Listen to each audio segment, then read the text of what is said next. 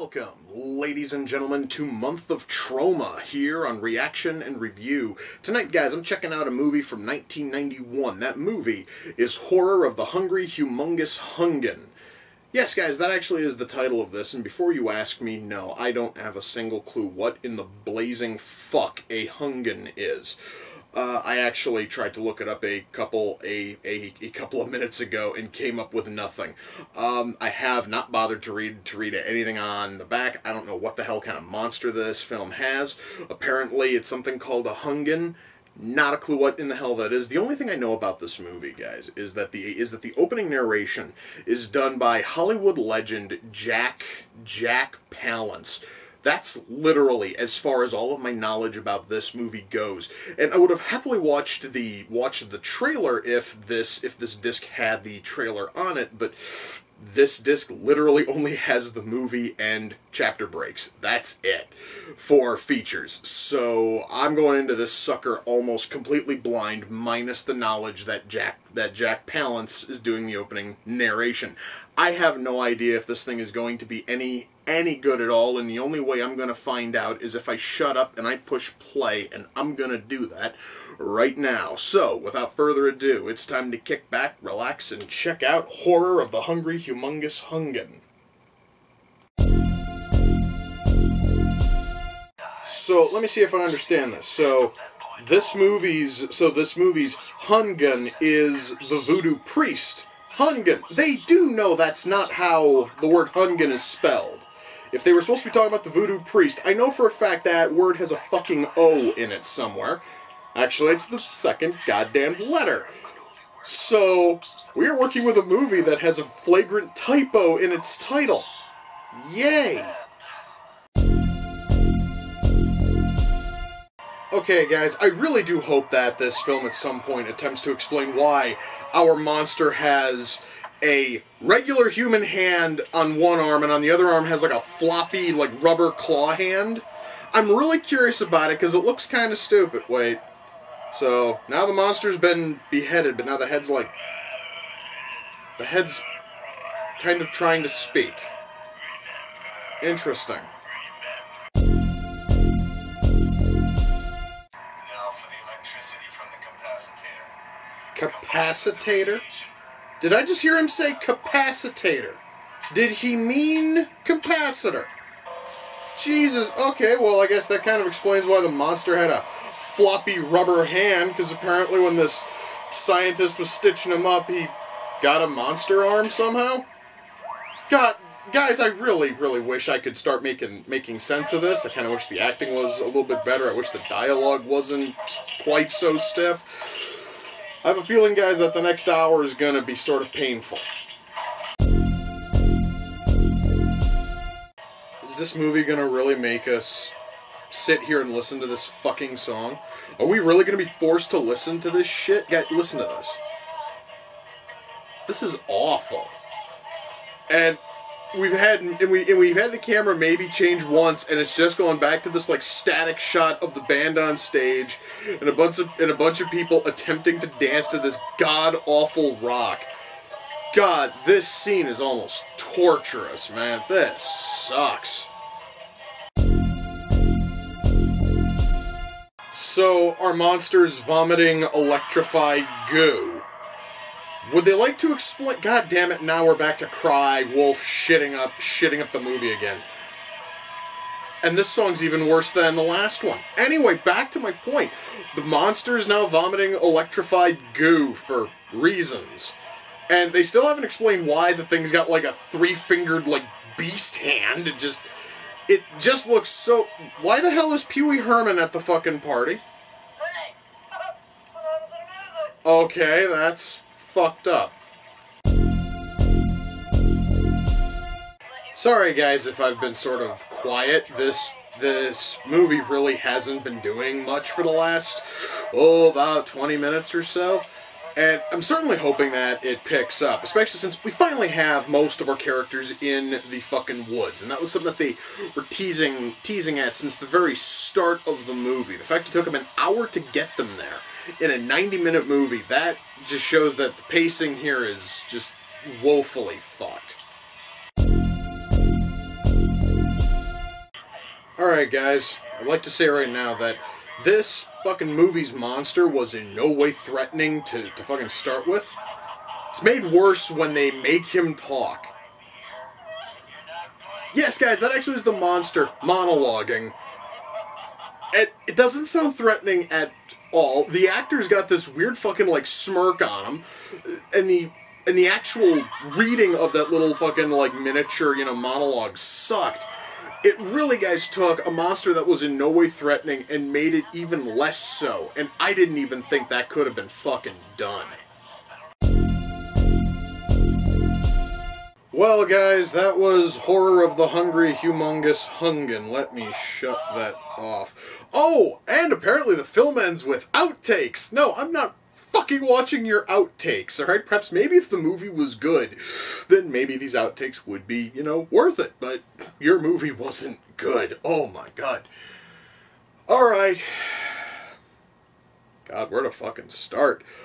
Let's start with the title. Alright, let's break this title down. Let's see exactly how much of this goddamn thing is accurate. Okay, so, horror. No, this thing was trying to be a horror film, but goddammit, it failed so badly.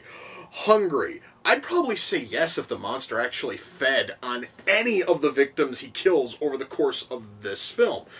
But our monster never feeds, so hungry, no. Humongous. Compared to almost every other male actor in the film, our monster is incredibly scrawny, so that also does not apply. And Hungan. Let's boil that down. First of all, as you can see, that is clearly a typo. I know because during the opening narration, they do talk about a voodoo priest, Hungan, which is spelled with an O. It's spelled H-O-U-N-G-A-N, okay? There is no fucking O here. Now, that is also the only time that we actually know anything about a voodoo priest in this story, is that the voodoo priest had some kind of like a serum that is able to reanimate the dead. Again, that's not how voodoo zombies work. This is the second movie this month I've had to say that. Anyway, so our voodoo priest has created this fucking serum which is able to reanimate the dead, and instead of keeping it for himself, he auctions it, because that's exactly what voodoo priests do. Are there any other voodoo priests in the film? No. There is, though, a voodoo priestess who shows up every so often, except Hungan specifies a male voodoo priest, a voodoo priestess, and I'm hoping that I am pronouncing this correctly, is known as a mambu. So guess what? There is no fucking Hungan in the film. This entire fucking title is a flat-out, flagrant lie. Holy shit. Okay. So now that I've gotten the title out of the way, let's talk about the rest of this god-awful thing. Alright. So, writing. We do have a story here that would have been kind of promising if perhaps maybe the writer had written a second, perhaps maybe even a third, draft, maybe of... By the way, how many people wrote this? Is there... My God, 2 people wrote this thing. Okay, so maybe they should have gotten a third. Maybe someone who knows how to write dialogue, or, someone who knows how to, script out, pacing a little bit better. Someone who actually knows how to make a movie flow. Perhaps maybe do a second or a third draft instead of taking the first thing that your brain pisses on to paper and calls a fucking script. We do have a story here that could have totally worked if it was properly fleshed out, if our characters were actually given some reason to be there. If they maybe worked out a whole lot of, like, the little things, because one thing, guys, that kind of bothered me was that our monster has this big green rubber floppy monster hand on one arm.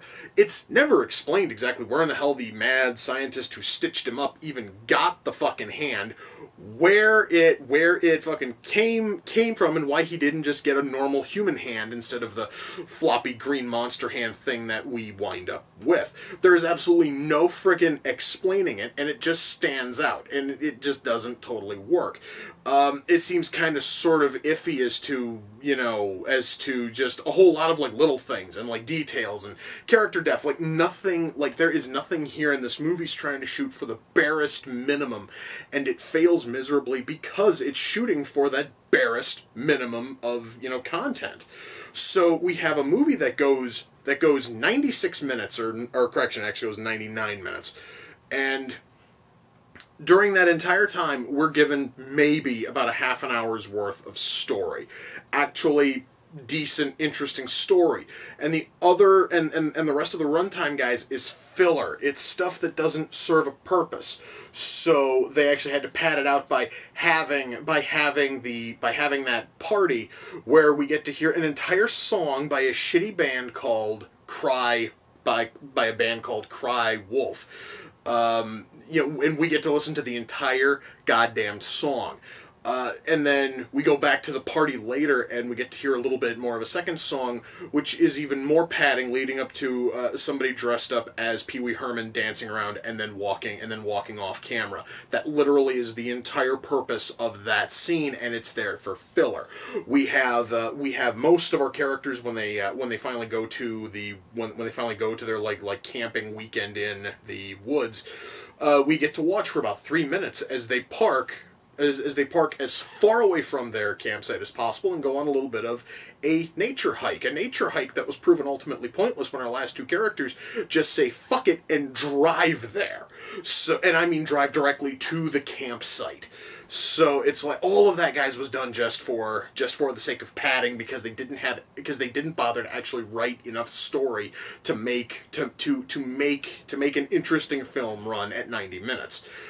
So guys, writing here is just, and the worst part about it, guys, in terms of writing, has to do with dialogue, because a whole lot of this dialogue is kind of stiff. Once more, I'm going to assume that our writers maybe wrote a single draft and then decided to just say screw it and film it. The problem with doing that is is that you didn't take the time or the effort to actually flesh out anything, or actually make sure that all of your dialogue flows. There's none of that here, and because of that, guys, the writing ultimately brings everything here down. At least I would say that if the acting wasn't so terrible. I am going to say that the cast, bless them, are trying, and I totally know that you can only do so much with the script given, but a lot of these people were not trying enough, and they come off sounding even stiffer than the dialogue that they are giving out. Guys, I'm going to tell you right now, it is a bad sign when out of your entire cast, including a major Hollywood legend like Jack Palance doing your opening narration, counting all of that in, your best actors are two kids who show up in the last half hour of the goddamn movie. It is really sad when children are out acting adults, when children are out acting Jack Palance. Guys, Jack Palance knows how to act. That man has been handed some of the worst scripts in the history of mankind, and he made them work. They handed him the opening frickin' narration to this, and he gave the most bored reading you could have ever given to that opening fucking narration.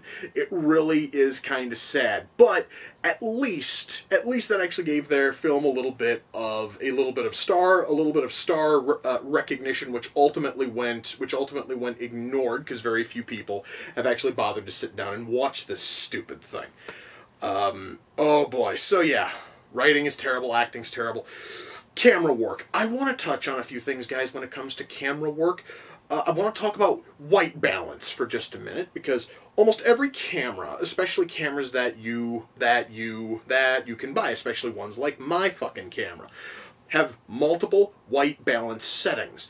And the one you never want to use, because it makes everything look terrible, is auto white balance, which basically will screw with it will screw with the white balance and the brightness in order to try to make everything look, right. The problem is, like the first half an hour of the film, a whole lot of it's focused inside of this clinic, and the lighting in there is so terrible that that we actually, guys, will see shots fade almost totally black because a character is standing in the worst possible spot, and it's bringing the least light into the camera.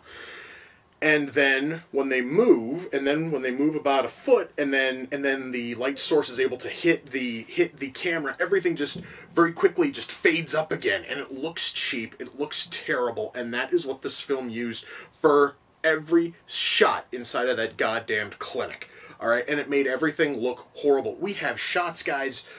Okay, well, that actually is like the one and only problem when it comes to filming, is that they opted to use auto white balance inside of the clinic scenes, and it makes them look terrible. Almost everything else is shot fine except for the shit in the fucking clinic, and almost all of it has to do with that auto white balance crap. Now, we also now have to talk about video editing, and I'm going to tell you right now, this thing has some of the cheapest looking transitions I have ever seen. Guys, I'm going to tell you right now, anything I could cook up in Windows fucking Movie Maker looks better than the shit that they used in this film. Moreover, there also is another problem when it comes to editing, and it has to do with the fact that you can see a border around the shot, where you can see the actors setting up for the next shot. Now, that actually is something that happens when you are, editing, except you usually try to like black out that border until you actually go into the shot. And they don't do that. The most notable instance is when all of our campers are all sitting at a table and they're talking about something. I don't know what the fuck they were talking about because I couldn't focus on that, because once more we had this border that you could actually see them setting up the next shot. And when I say setting it up, I mean you can actually see a set of hands coming in from off screen with the fucking clapper, which is used to sort of like signify the start of your scene. When you're filming it, you cut that shit from your movie. Except you see it brought out, and then everybody sets up, and then everyone moves out, and then they bring it in and out again. They actually left a fucking outtake in the frickin' movie, and it's playing in the background of a scene, and you can see it clear as day. Now, I don't know if that actually is because I'm watching it on my fucking, laptop, and that sort of, and that sort of negative space would normally be covered by, would normally be covered by the edge of your television screen. But the very fact that I could see it here, and the very fact I could probably see it if I threw it into my Blu-ray player and watched it on my television, shows a big drastic problem there. And that is something which almost any film editor could have easily covered up or hidden, and they actually had done it in other scenes, which makes this stand out even worse.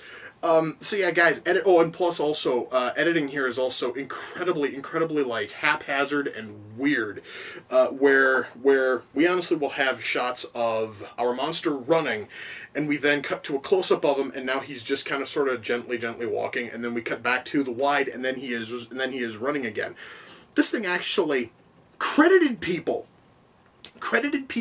for frickin' continuity, and they couldn't do it because oftentimes, guys, props because guys, like, props actually will change from scene to scene. This right here is all the kind of shit that this here is the kind of shit that you pay people for if you're going to have them there for the sake of continuity, and they couldn't do it. So far, almost everything here has been just a total miss. I will say, though, that this film does have at least halfway decent special effects, at least in terms of blood and squib work and makeup. All of that is done very, very well. In fact, that actually is probably the shining moment in this entire film, is almost all of their special effect shots. It honestly is just kind of a pity that almost every shot leading up to these kills is shot so fucking lazily that it seriously, guys, is a brilliant and beautiful payoff for a shit build-up. But barring that, I will say that special effects here were solid, and I really liked what I saw here. sound mix. Sound mix here is okay at times. There actually are a couple of scenes where dialogue is horribly muted because they actually opted to because they didn't bother to mix in the background noise properly. So now the background noise, or in certain cases, the background music is drowning out the fucking dialogue. Again, though, that actually is only like a very small number. That's a very small number of scenes. It honestly is not going to bother you too much. And everything there is fine. Music, on the other hand, is painful to listen to in this entire film. Not only are we treated to the absolutely shit stylings of Cry, Wolf, we also have one of the worst synthesizer soundtracks I think I have ever fucking heard. Every piece of music in this film is trash, and it really takes a movie that kind of sucks and makes it even worse. So, guys, music here is probably the worst element of this entire thing. And I want you to consider the fact that we had acting that sucked and we had writing that was terrible, but the music has to be the worst part about this movie. And guys, when we take all of that and we put all of it together, there's no way in hell I can ever recommend Horror of the Hungry Humongous Hungan. I wanted to make sure I got that title right. Oh my, yeah, there's no way I could ever recommend this, guys. Not only is the title a complete and total lie, not only does the title have a fucking typo in it, but every single element of this film, minus the special effects, is terrible. I honestly, guys, am kind of sorry I wasted the money on this thing. How much did this thing cost me? About $4? That, guys, is $4 I could have easily spent on almost anything else. My God, this thing was terrible. And really, guys, about the only thing I can tell you is that, at least honestly, the cover art is sort of cool. Unfortunately, the cover art has absolutely zero to fucking do with the movie I just watched. This, honestly, guys, is probably one of the most misleading covers I have ever fucking seen. Seriously, guys, everything about this movie sucks. Again, minus fucking special effects. And I am not sure if this thing is sitting on the... I'm not sure if Troma has put this on their fucking Troma, movies YouTube channel. However, if they have, I think I honestly would still tell you to just not bother with it. The movie is not worth sitting through, guys. It kind of sort of sucks from start to finish. Oh my God. Okay. I need to kind of cleanse my palate a little bit now, and I'm kind of sort of in the mood for more fucking Troma. I'm gonna go find my DVD of Troma's, War, because that is still probably one of my all-time favorite Troma films ever. Anyway, guys, with that, we come to the close of another reaction and review. Until next time, ladies and gentlemen, take care, and I will see you all in the near future. Peace.